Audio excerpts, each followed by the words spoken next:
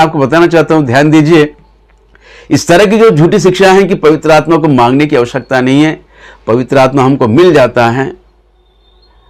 दोस्तों, ये बात सच है कि उद्धार के दिन जब हम उद्धार पा लेते हैं, हमको पवित्र आत्मा मिल जाता है। आज का विषय है, क्या पवित्र आत्मा वचन के बाहर हमसे बातें कर सकता है। दोस्तों, मैं आपको फिर से बता दूं कि जिस प्रचार को मैं करता हूं या स्टेटमेंट मैं देता हूं, विदाउट स्टडी नहीं देता, उसकी पूरी तैयारी के साथ में मैं आता हूं, फिर देता हूं।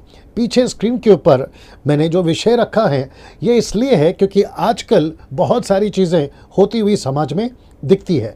कोई प्रचारक आता है, कहता है कि मुझे प्रभु ने कहा, कोई सेवक आता है, कहता है प्रभु ने मुझसे कहा, कोई पास्टर आता है, कहता है कि पवित्र आत्मा ने मुझसे कहा। तो ठीक है, मान लेते हैं, लेकिन क्या वचन के बाहर पवित्र आत्मा, देसी विदेशी सेवक, किसी को भी, मुझको भी, क्या वचन के बाहर ऐसी कोई भी अगुवाई या लीडिंग करता है? जवाब है नहीं। आइए कुछ वचन आपको दिखाता हूं। यीशु के बोले हुए वचन है ये, यूहन्ना की किताब उसका 16 का 12। यीशु ने क्या कहा सुनिए, मुझे तुमसे और भी बहुत सी बातें कहनी है। वचन देखिए नीचे, परंतु अभी तुम उन्हें सह नहीं सकते। क्यों?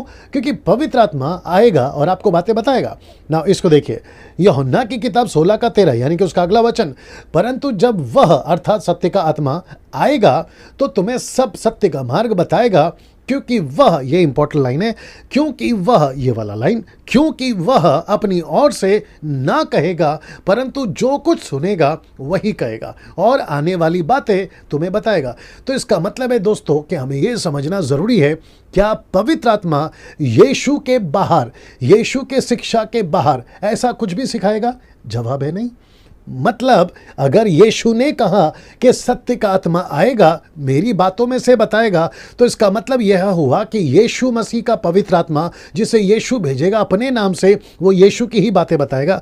आइए मैं आपको बताता हूं कैसे। अभी इसी का अगला वचन यानी कि 16 का 14 कहता है, वह मेरी महिमा करेगा।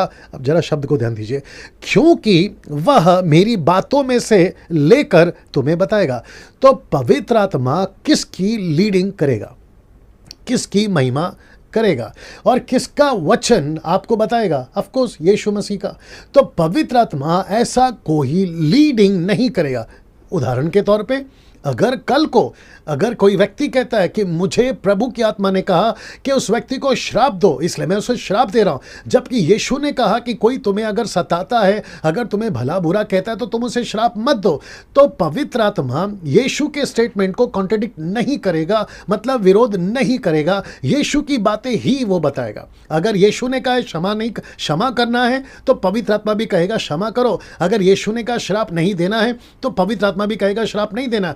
तो पवित्र आत्मा ऐसा कोई भी स्टेटमेंट नहीं देगा जो वचन को आपस में कॉन्ट्रडिक्ट करता है।